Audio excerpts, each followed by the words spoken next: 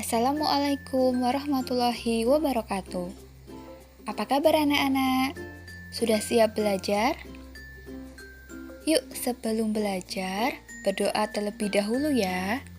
Kemudian siapkan alat tulismu. Semangat! Oke anak-anak, hari ini akan belajar bahasa Indonesia tentang gagasan pokok dan gagasan pendukung. Tetapi hari ini baru akan belajar gagasan pokok terlebih dahulu. Sudah siap? Semangat!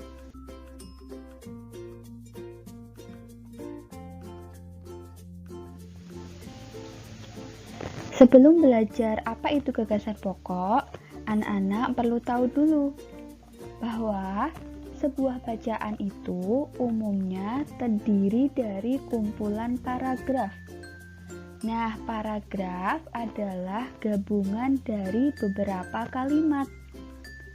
Kemudian, suatu paragraf itu terdiri atas satu gagasan pokok dan beberapa gagasan pendukung. Nah, supaya anak-anak lebih jelas apa itu paragraf, apa itu kalimat, perhatikan teks bacaan berikut ini. Ada bacaan yang berjudul Tari Payung. Nah, anak-anak coba perhatikan. Yang diberi tanda kotak warna biru dan kotak warna hijau, itulah yang dinamakan paragraf. Kumpulan beberapa kalimat. Nah, paragraf itu biasanya ditandai dengan penulisan yang menjorok ke dalam. Seperti pada kata tari. Nah, itu ditulis menjorok ke dalam. Kemudian kata musik juga ditulis menjorok ke dalam. Nah, jadi yang diberi tanda kotak warna biru itu paragraf 1. Kemudian yang diberi tanda kotak warna hijau merupakan paragraf 2. Nah, paragraf tadi adalah kumpulan dari beberapa kalimat. Ada yang tahu mana yang dinamakan kalimat? Ya, yang bularas beri tanda garis bawah warna merah itulah yang disebut kalimat. Jadi, dimulai dari kata tari sampai dengan kata barat sampai titik. Itulah yang dinamakan kalimat. Satu kalimat. Begitu juga dengan yang selanjutnya. Dimulai dari kata sejarah sampai dengan kata Minangkabau, titik. Nah, itu yang dinamakan kalimat. Kemudian, dalam sebuah paragraf itulah terdapat gagasan pokok. Nah, ada yang tahu apa itu gagasan pokok?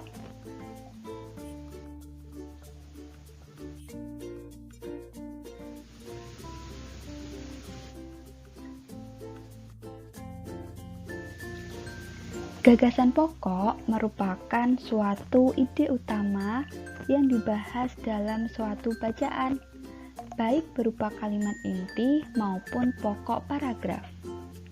Gagasan pokok disebut juga dengan gagasan utama. Jadi, anak-anak tidak perlu bingung. Gagasan pokok itu sama dengan gagasan utama.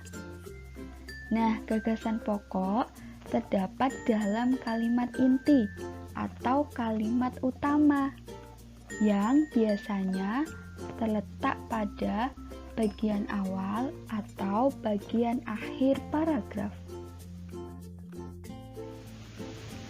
Kemudian, bagaimana cara menentukan gagasan pokok? Yang pertama, membaca teks bacaan dengan cermat. Yang kedua, menemukan kalimat utama di setiap paragraf. Yang ketiga, mengubah kalimat utama ke dalam kalimat yang lebih inti.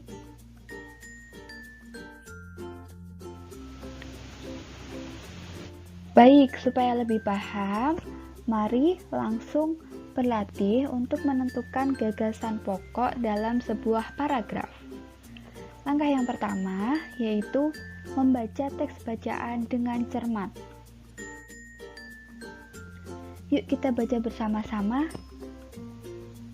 Tari payung adalah tarian tradisional yang berasal dari daerah Minangkabau, Sumatera Barat.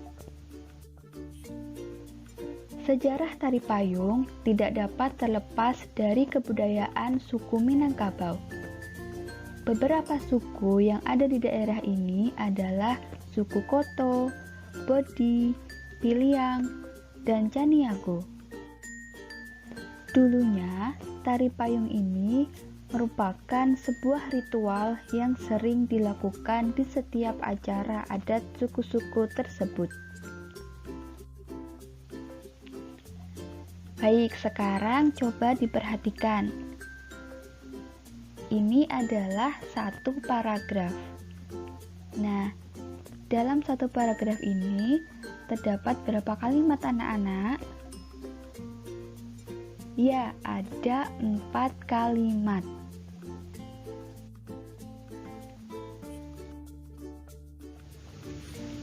Oke, langkah yang kedua yaitu menemukan kalimat utama di setiap paragraf. Sebelumnya, anak-anak harus tahu dulu apa saja ciri-ciri kalimat utama. Ciri yang pertama, kalimat utama harus dapat berdiri sendiri.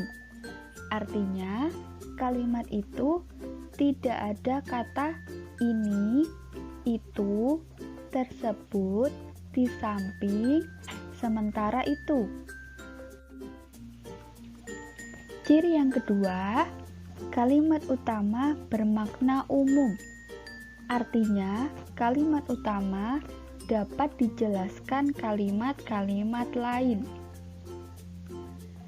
Kemudian, ciri yang ketiga, kalimat utama yang berada di awal paragraf disebut paragraf deduktif, itu ditandai dengan kata adalah, merupakan, ialah. Nah, jadi jika anak-anak menemukan kalimat dengan ciri-ciri ada kata itu, berarti itulah kalimat utama.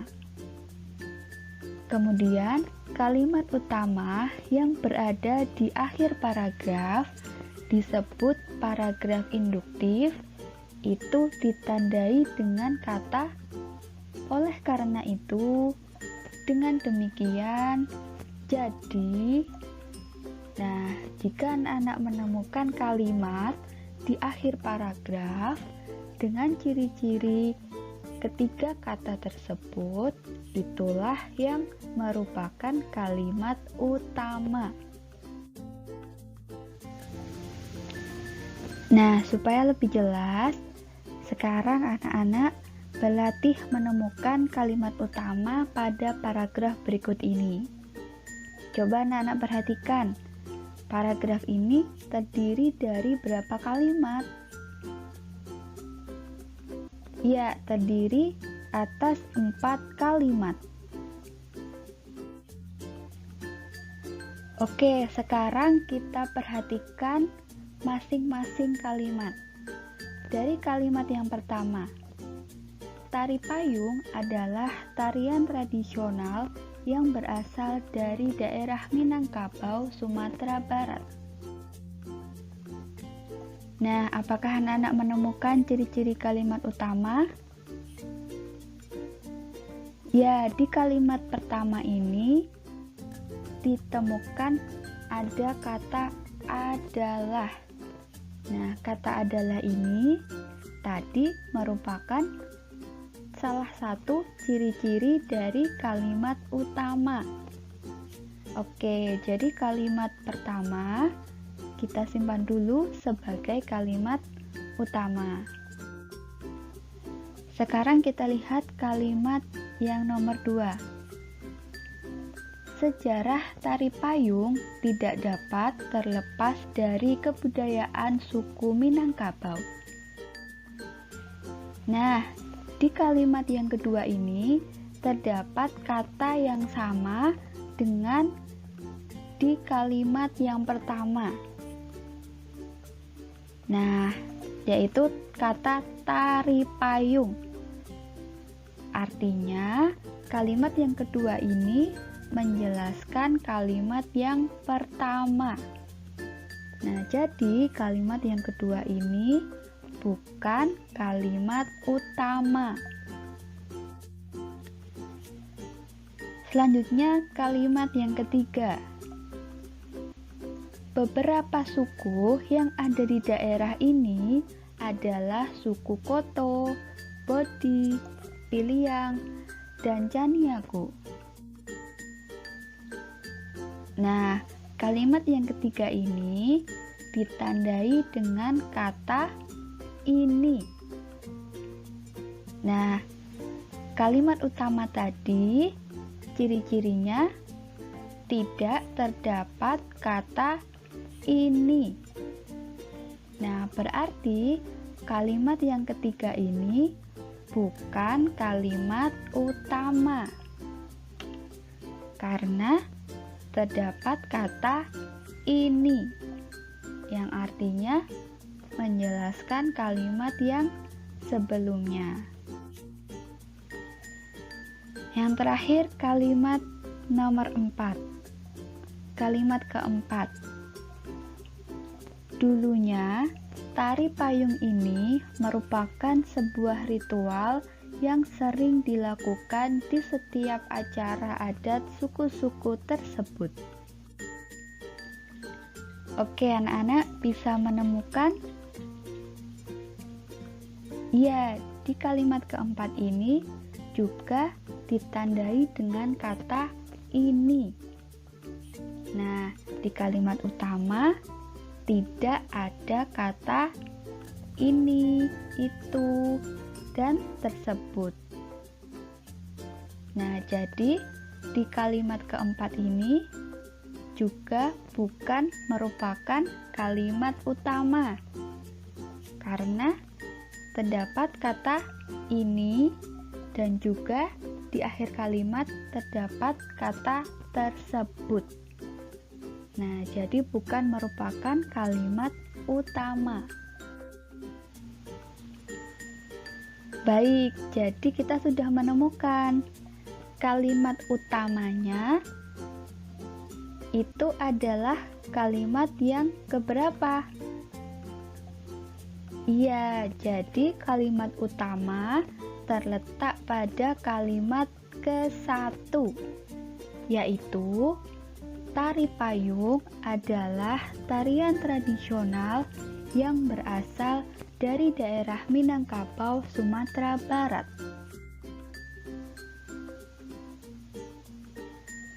Oke, sekarang setelah mendapatkan kalimat utama, langkah yang ketiga yaitu mengubah kalimat utama itu menjadi kalimat yang lebih inti atau yang lebih ringkas. Nah, itulah yang dinamakan gagasan pokok. Dari kalimat utama tadi, kemudian dibuat kalimat yang lebih inti. Jadi, gagasan pokoknya adalah tari payung berasal dari daerah Minangkabau, Sumatera Barat. Oke, anak-anak sudah tahu ya cara menentukan gagasan pokok dalam sebuah paragraf. Yang pertama, baca terlebih dahulu teks bacaannya secara teliti, secara cermat. Kemudian temukan kalimat utamanya dengan cara menandai ciri-ciri kalimat utama tadi. Nah, kemudian baru dari kalimat utama tadi menemukan gagasan pokok dengan cara mengubah kalimat utama tadi ke dalam kalimat yang lebih inti.